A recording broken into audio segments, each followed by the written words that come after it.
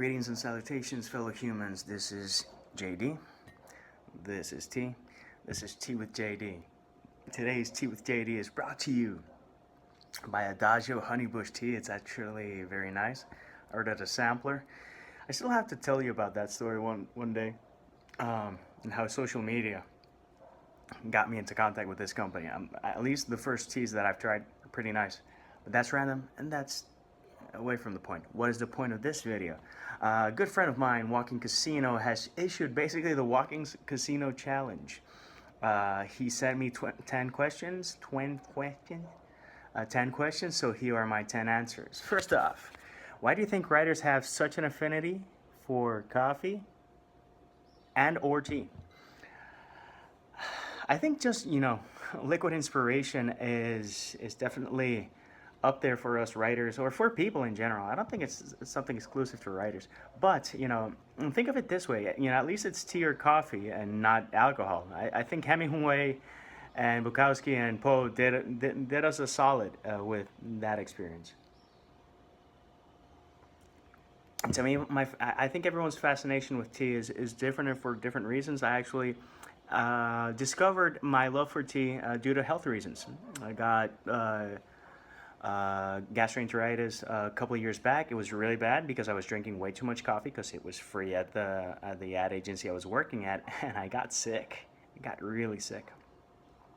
So I tried tea. I liked it, and I've continued nurturing that addiction. And caffeine is addictive, tea as well, but not as much. If I don't have my morning coffee, I do normally have a morning coffee, by the way. I'm not tea exclusive. And I do like Starbucks concoctions. But what a fascination. I don't know. It's part of the fuel. Sometimes you need something, I don't know, a bite to eat or something to drink while you're writing to keep in the flow. And again, I think it's something very personal for every person. Nice redundancy. But it's just something very particular to each of us. To me, I just enjoy tea. And being from Puerto Rico, people drink tea here, but it's not like, the UK or India or any other place. And I was always Mr. T in most of the offices I went to because I was the only guy who consistently and constantly drank tea. But I like it. Second question, in what aspect do you think you've grown most as a writer in the last 5 years? First off, I published a book because that was in 2013, so that definitely that, from zero to book. But how have I don't know, grown as a writer? I think the follow through, definitely.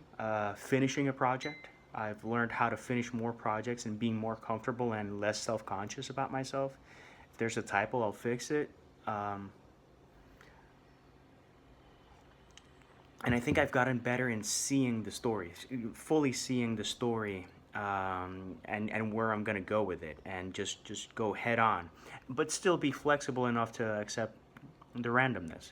Because if it's, I'm a plantser, I'm a plotter and a pantser, a bit of both, and depending on a project, I'm more of one or the other. But specifically in the human cycle, I do a lot of research, I do a lot of notes, but there's that flexibility, and just being able to see the full story arc and know where we're going, why we're going where we're going. I think I've grown a lot in that sense, and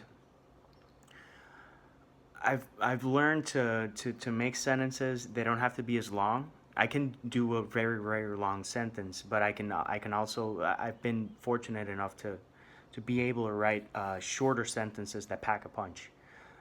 Sometimes you can say so much with 3, 4, 5 words, and just really, really, really, really make an impact, and just shows the power of words when put in the right sequence in the right place.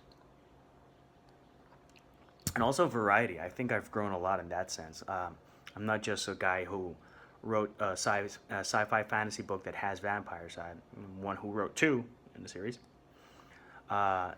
young adult short stories and a lot of poetry, and I think I've grown a lot as a poet, simply because the more I read and the more I write, I just let go more and just go for it, and it's liberating.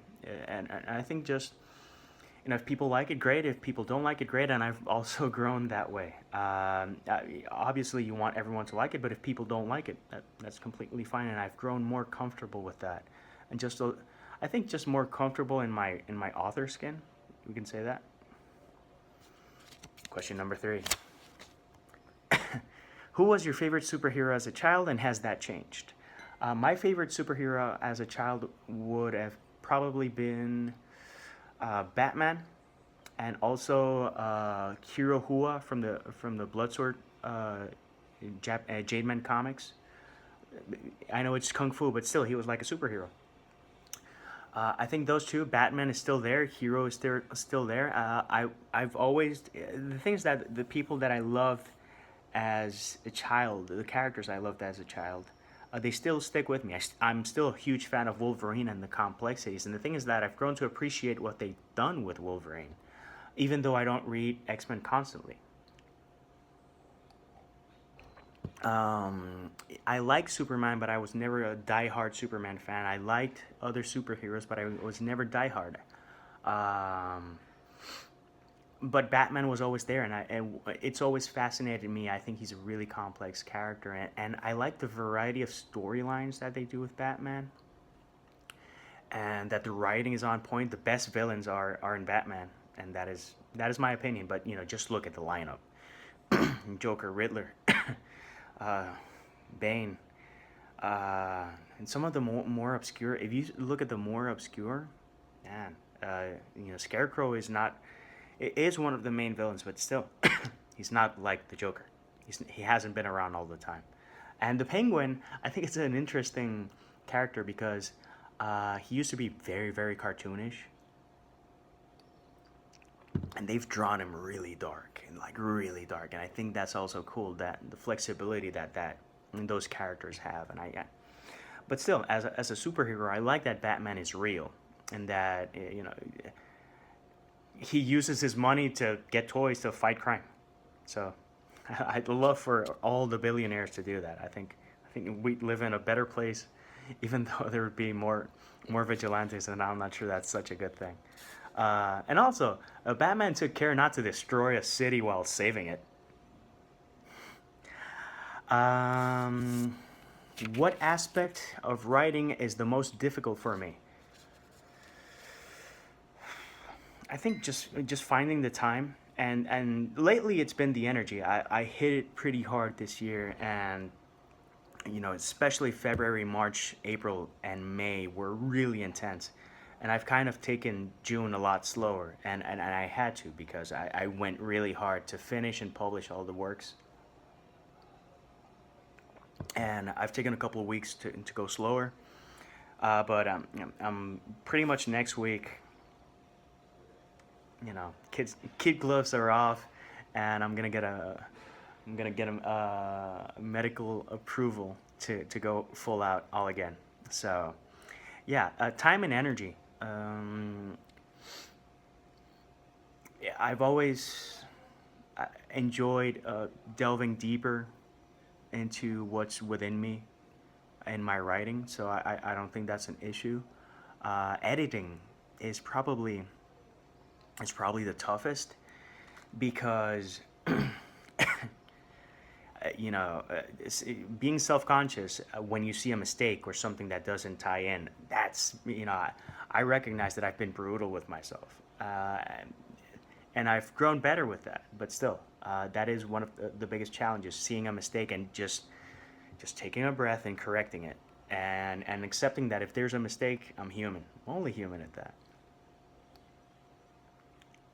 But it is what it is. What is a memory that brings great warmth and happiness?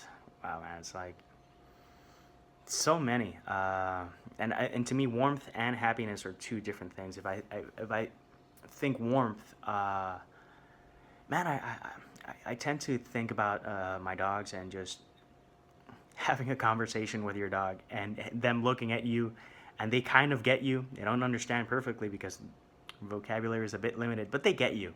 And it's just having those conversations with Bailey, with Tina, with Randy. That's very warm. I think of the litters that there were at Mom's house. The first one was Shar-Peis, and they were so cute. We made like stairs. They lived in they had a big wooden box where they grew up for the first couple of weeks, and we did stairs with books leading up and out of the box. They would be like 4 or 5 days old, and they would climb the stairs, go out, do potty, and come back in.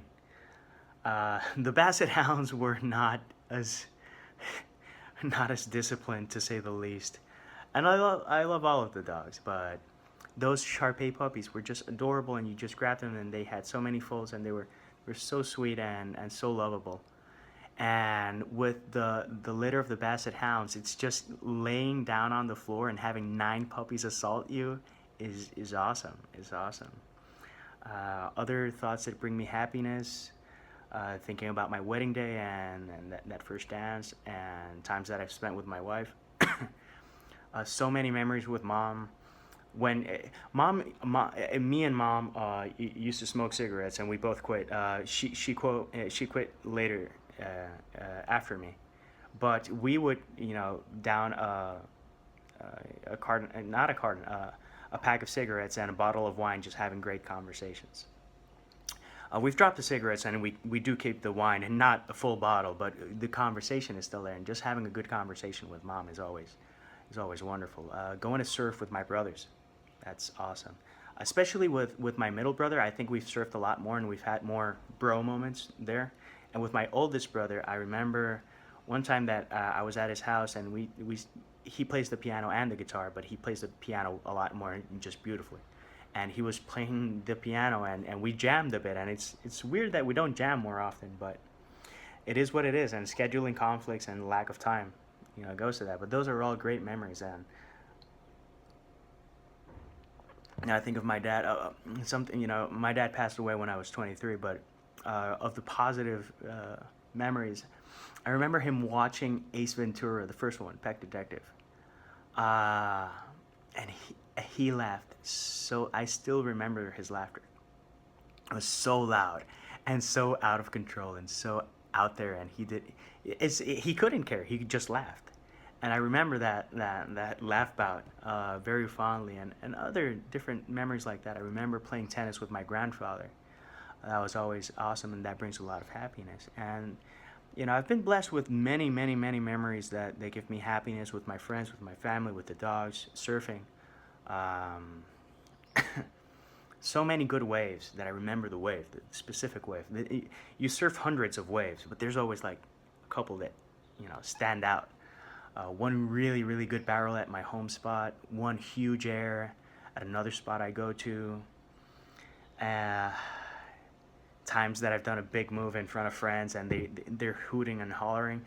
Surfing alone is nice, and it's like a zen moment. But surfing with friends, it's beautiful, and you can really, really, really have a great time. And you're pushing each other, and it's a bit competitive but friendly. It's always cool.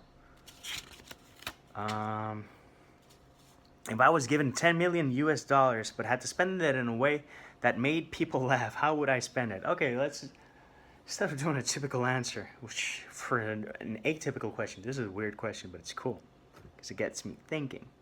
10 million US dollars. Okay. Warranty. To think better. 10 million US dollars. Some people would say, "Oh, that makes you can do a lot with that." Yeah, but if you want to get someone a gift, you're screwed. There's no way that 10 million US dollars is gonna come anywhere near to laughter. But laughter. I would have mimes and clowns dressed in ballet attire doing a ballet food fight. And just really going really silly, but doing a food fight. I do feel bad that we would waste food, but still, I think it would be funny, And maybe, I don't know, that gets me thinking if I don't want to be wasteful because that's a lot of money. So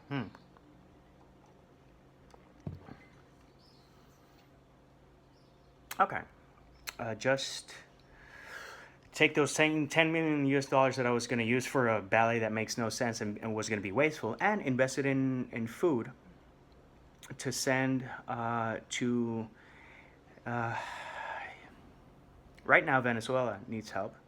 Um, so it's 10 million. So it would be 2.5 million to these four places. There's other places in need. Okay, five places, 2 million apiece. Nepal, Africa, India, Venezuela, and Haiti.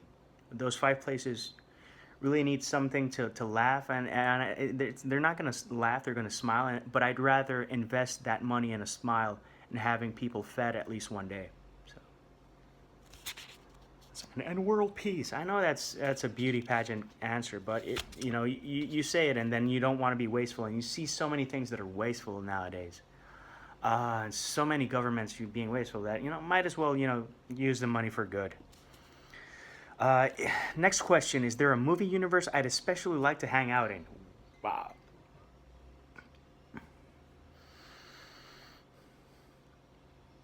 I like to visit Cool World. I know it's a campy movie, but I think that would be cool.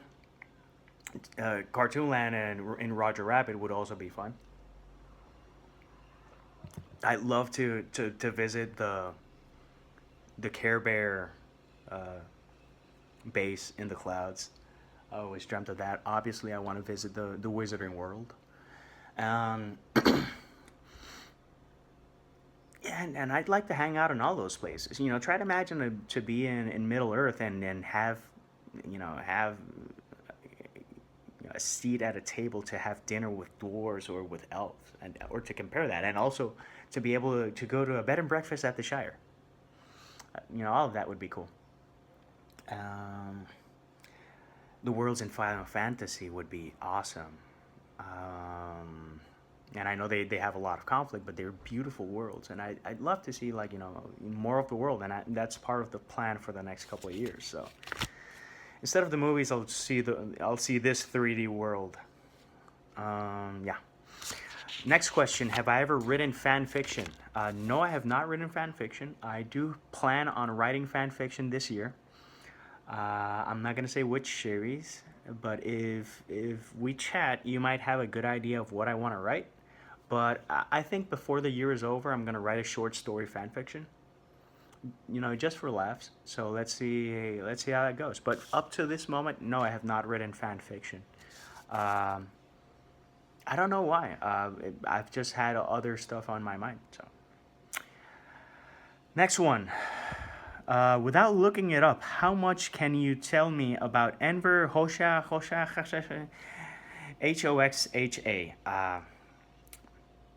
I can tell you something for sure about Enver.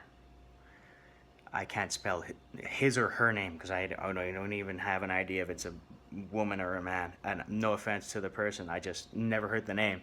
And sometimes you say, "Oh, it's obviously a man," huh? I know male and female Kellys, and male and female Chris, and male and female Alexes. And to me, Enver, I don't know. I don't know where that name is from. So that's about all I can tell you, Casino. My bad. And lastly, who is my daddy and what does he do? My father was Carlos, won't say the last name. He did pass away when I was 23 and he was 55. Good guy, workaholic. He used to be a civil engineer, pretty well respected in Puerto Rico due to his ethics as a professional. And also the quality of his work. I remember that there's a bridge that he was actually the lead engineer. I would be in the car, and he would go like, "Oh, how does the bridge feel?" And I would go like, "Feels good." And he's like, "How about now?" And then there's like a bump on the bridge. It's like smooth, smooth, smooth, da-dunt. And then you kept the bridge smooth, smooth, smooth. And I was like, "Well, there's that bump." And he's like, "Yeah, that's the day that I didn't come into work." And I'm like, "Dad, seriously?" And he always had that pet peeve, but it was cool because he was, um, although he was a perfectionist, he had a sense of humor about it.